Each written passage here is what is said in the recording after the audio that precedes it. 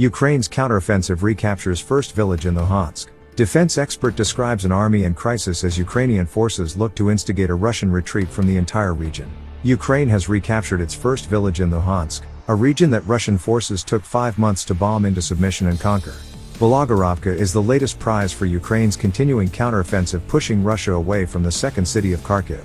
The village lies only a dozen or so miles from the towns of Lysychansk and Severodonetsk, key regional economic centers in the wider Donbas region that the Kremlin has promised to defend at all costs. The village also lies 45 miles east of the Oskil River, where Russian forces fled after a Ukrainian offensive around Kharkiv recaptured an area the size of Devon in a few days. Serhiy Gaidai, the Ukrainian head of Luhansk, said that Ukrainian soldiers were now in full control of Belogorovka.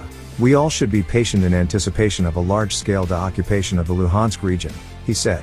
Luhansk and neighboring Donetsk rebelled against Ukraine in 2014 and fought a war to set up pro-Russia pseudo-states. The Kremlin used defending them as an excuse to launch its full-scale invasion of Ukraine in February.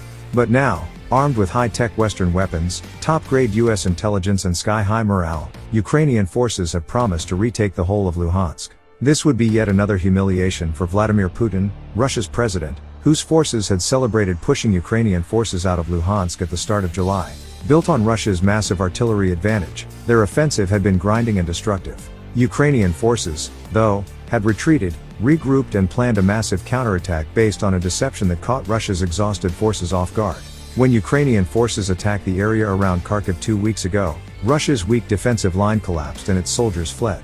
A sign of an army in crisis, said Phillips O'Brien, professor of strategic studies at the University of St. Andrews. And despite the caution from Mr. Gaidai, the Ukrainian head of Luhansk, Professor O'Brien said that Ukrainian forces can now pause for a rest and then push to recapture the whole of Luhansk and the essential supply lines that run from the southern Russian city of Belgorod to Donbas. If the Ukrainians cross the Oskil River in depth, the Russians may have to fall back a long way, he said.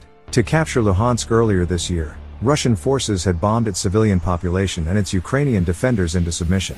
Towns were reduced to rubble and thousands of people fled. And life under Russian occupation was also brutal. In Izium, a town in Kharkiv region near Luhansk that Ukrainian forces liberated last week, investigators have found around 400 bodies buried in shallow graves. Some had their hands tied behind their backs and showed signs of torture. Elsewhere in Ukraine, Ukrainian energy officials said that Russia had fired missiles at the South Ukrainian nuclear power plant in the city of Yuzhno-Ukrainsk. Analysts have said that the Kremlin may want to distract attention from its military setbacks. The Kremlin's international credibility has also taken a battering after it was announced that Armenian and Azerbaijani officials will fly to New York for peace talks mediated by the US.